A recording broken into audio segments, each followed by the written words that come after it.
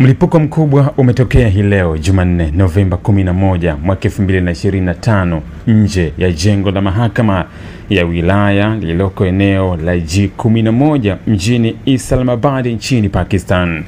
Kwa mujibu wa taarifa kutoka Wizara ya Mambo ya Ndani ya nchi hiyo, mlipuko huo ulisababishwa na mshambuliaji wa kujitoa muhanga aliyekuwa akijaribu kuingia ndani ya majengo ya mahakama.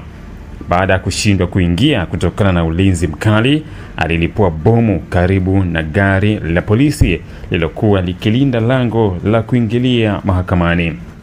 Taarifa za awali zinaonyesha kuwa watu wasiopungua 12 wamepoteza maisha, huku wengine zaidi ya 27 wakijeruhiwa, baadhi yao wakiwa katika hali mahututi.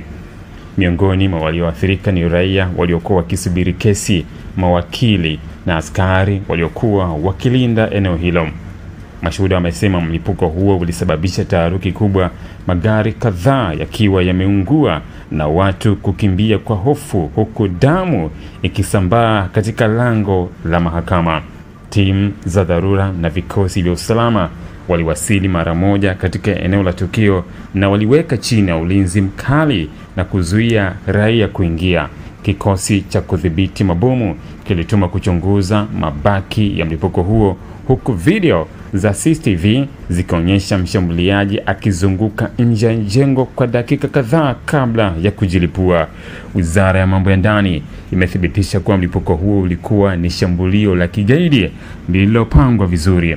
Waziri wa Mambo ya Ndani amesema kuwa tukio hilo linaonyesha hali ya hatari inayoongezeka kutokana na mashambulizi ya makundi yenye msimamo mkali kama TTP.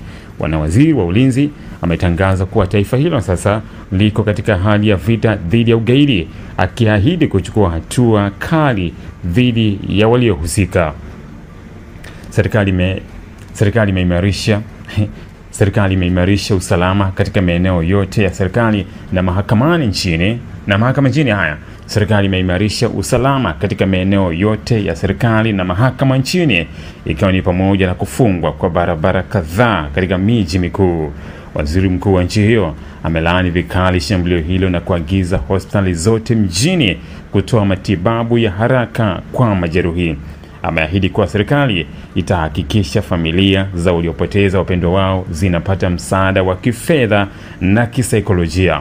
Wakati uchunguzi ukiendelea, polisi wameanza kukusanya ushahidi wakitaka kubaini chanzo halisi na wahusika wa shambulio hilo lililozua hofu kubwa miongoni mwa wananchi.